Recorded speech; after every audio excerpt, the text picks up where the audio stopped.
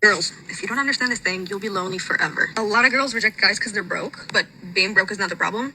Staying broke is the problem. And I am not saying you should date a couch potato that does nothing all day. I'm saying that the best men out there are deadly ambitious, are gonna do whatever it takes. Some have made it, and some haven't made it yet. Everyone was broke once. But if you're not willing to be there in the building phase, to struggle together, to push him, to believe when no one else does, why would he want you around once he becomes the final product? Like, why would you choose someone who showed up when it was that easy? Exceptional men build empires, and exceptional women help them build. And you don't have to be equals, you don't have to be business partners, but you have to help him build. And not every girl can handle that. Final form takes time, and real recognizes real before the world does. All right. Call halal yamla Yahweh Bahasham Yahweh Shai Bahasham Rakah HaKodash. All right. The Heavenly Father's name is Yahweh, and it means He is, He exists. All right. Bahasham, which means in the name of, right? Yahweh Shai. Yahweh Shai means He saves, He delivers. All right. And the Rakah HaKodash is the Holy Spirit, the Spirit Holy. We'd like to give double honors to the elders and apostles and teachers, a great millstone, ruling well, preaching on the highways and byways in truth and sincerity, risking their lives and freedom to do so. All right.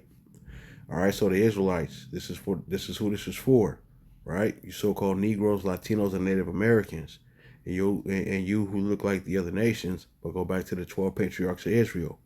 All right. So this is not a black thing. It's an Israelite thing, a biblical Israelite thing. All right. A spiritual Israelite thing. All right. To be an Israelite is to be one inwardly, not just outwardly. All right. It's not about being just a hearer of the word, but it's about being a doer of the word as well.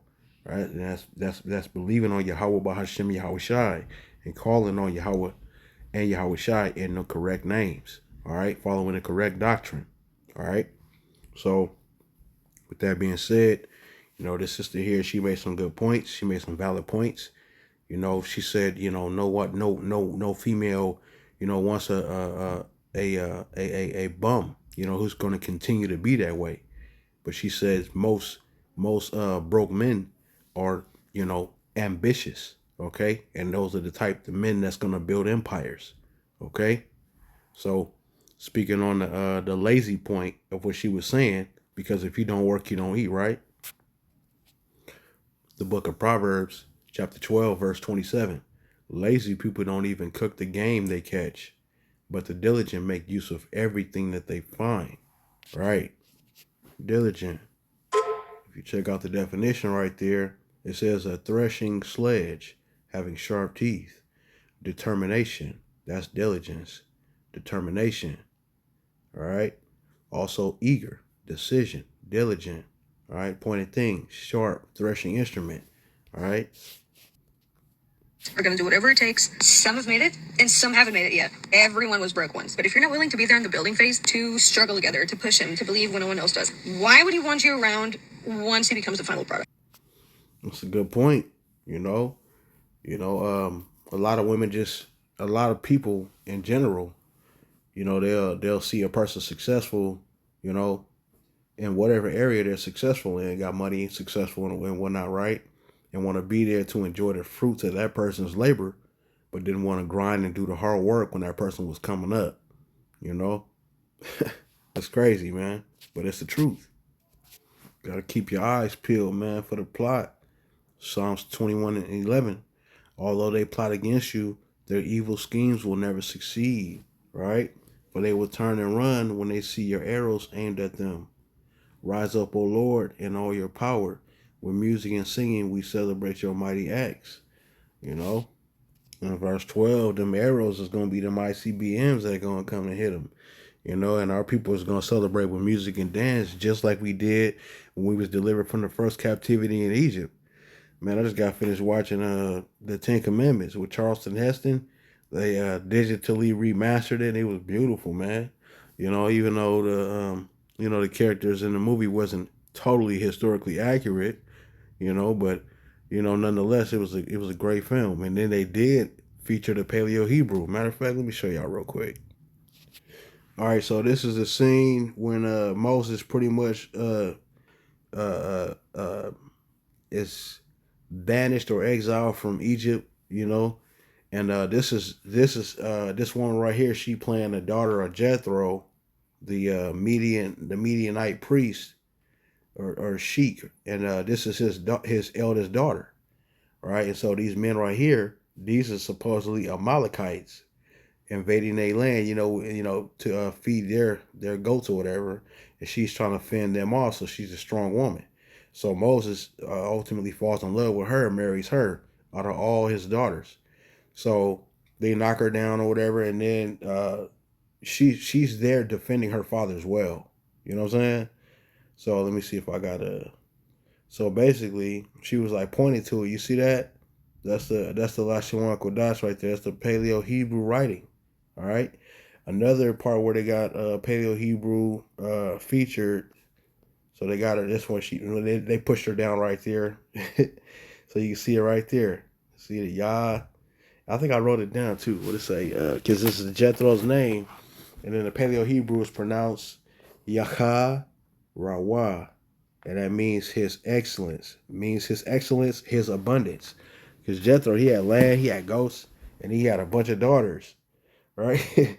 So that part right there showed the Paleo Hebrew in the film, and then of course the Ten Commandments. So it was written, so it shall be done. You see that? That's the Lashawan Kodash.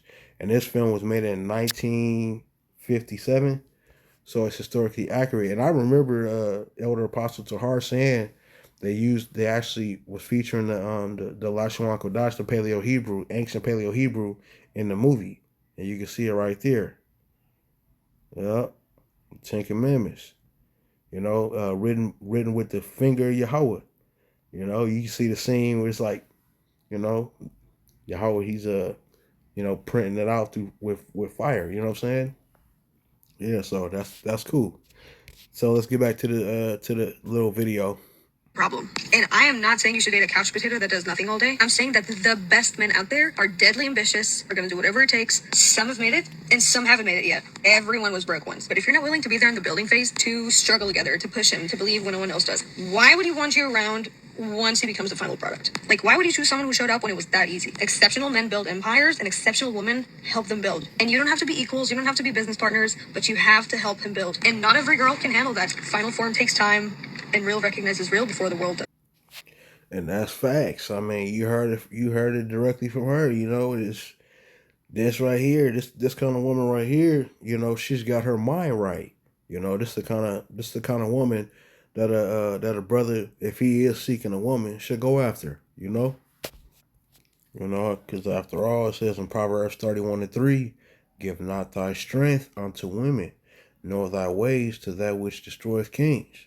A lot of these women is really distractions, and most of them is wicked. Now there are some virtuous women, but they very few and far in between. All right. So this is the description of a worthy woman. This is Proverbs 31. Who can find a virtuous woman? For her price is far above rubies. The heart of her husband doeth safely trust in her, so that he shall have no need of spoil. Right? She will do him good and not evil all the days of her life. A lot of these women is doing evil, man, to a lot of these dudes. Ain't no peace with these women. It says it says in the scriptures about a contentious woman, man, a woman who always want to argue and talk shit. A contentious woman is just the opposite of a virtuous woman.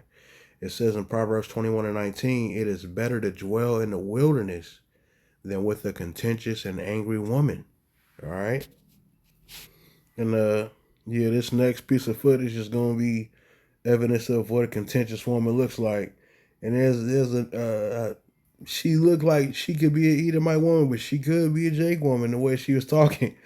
Yeah, y'all be the judge. All right, here you go. This is real before the world does. You think a man should ever tell a female how to dress? What I've seen here tonight? Hell yeah. Hell no. Hell no. Hell yeah. Hell yeah. Why'd you say that? Because would you wear that shit to church? I do. I go to church in my living room. God damn it, I wear what I want. But in a brick and mortar? Hell no. Hell no. So yeah, you do tell a woman what she need to be wearing when she leave the house. Just saying. Just saying. I just saying. What? Ain't no man telling me what to put on and I'm married. She said, ain't no man telling her what to put on and she's married. So, I often hear brothers say, to their lady, And I said it to mine back in the past. You know, I was like, look, if we go out somewhere, you know, you represent me and I'm representing you. And with that said, we already know how to operate. You know, she's not gonna go out there dressed like some hoe, you know, some harlot. And I'm not finna go out there dressed like no thug. I'm gonna look appropriate. You know, depending on the occasion. If we're going to a beach or something, that's, you know, that's what that is. But, you know, a woman that's contentious like this, she don't got no respect for her husband. You know, she's another Big Shirley, just like the one at the beginning of this. Let's go back to that real quick. You see her, she's more sensible. You know, she's more grounded. She don't she don't look like much, but at least her mind and her head is in the right space. But this thing, the other one, crazy work, man. So I'm like, hell no. This one right here, look at that, man. You know, blonde hair, you know, look like Bucky Beaver. Shit, wow, man. I go to church in my living room. God damn it, I wear what I want. She go to church in her living room. She wherever she want. Okay, so, you know, she go to church in her living room. I mean, if she watching some televangelist, she probably send them something out of guilt. You know, that's crazy work, man. You know, just loud for nothing. You know. Hell yeah. Why'd you say that? Because would you wear that shit to church? I do. I go to church in my living room. God damn it, I wear what I want. But in a brick and mortar? Hell no. Hell no. So yeah, you do tell a woman what she need to be wearing when she leave the house. Just saying. Just saying. I just saying. What? Ain't no man telling me what to put on and I'm married. So guys, those are just two examples of one of the reasons why black women are the least married. And we're going to start off with the first one. With a woman not really bringing much to the table at all, not willing to help, not willing to contribute. But I will say you have some black women who will deal with dudes who don't have anything. But they have that leverage to be able to tell him what to do. They'll deal with a pookie. They'll deal with a dude that has a criminal record. There's just one woman earlier. She got arrested, I think, from the Turkey Leg Hut or whatever. She got arrested for hiding her boyfriend who was wanted on all these crazy charges. But that's what women do. They'll deal with a piece of ish or a man in prison. But you got a dream, you making moves? Nah. Women like to show up. Or as we say, and you can say the same thing about, well, white women do it all the time, GR. That's why these white women, no, you don't know what's going on behind the scenes. You try to talk to some black women, they just brush you to the side like too boring, too corny. But when you show up, i.e. the Donald Glovers of the world, and you're successful and you're on TV, you're making money, for lack of a better term, then they're all like, oh my goodness, the mind quickly switches. But other than that, they're just basically in struggle mode. You have to pay to be in a relationship with her, pay to date her, all these things like that. She doesn't want to be grinding with you. Like a lot of these college athletes, we always see these videos where they interview the guys and you wonder why these athletes get with these white women or these Kim Kardashian looking women, because a lot of times these women are there with them. Women are there with them. Yeah, and that goes back to what I was saying earlier, you know, and what the first Northern Kingdom sister was saying, you know, about, you know, being there, you know, in grind mode with her man, you know, and helping them achieve something. You know, he's ambitious. She might have some resources, and they building an empire together. You see, and that's the mindset of a virtuous woman. She worked with her own hands, you know. But pretty soon it's going to be Isaiah 4:1, you know, for the brothers that's fortunate enough to see that, because there's going to be some horrifying things to come upon this earth, and a lot of people ain't going to make it, not on this side, you know. So, you know, with that being said, Lord's willing, this was edifying. Until the next one, shalom.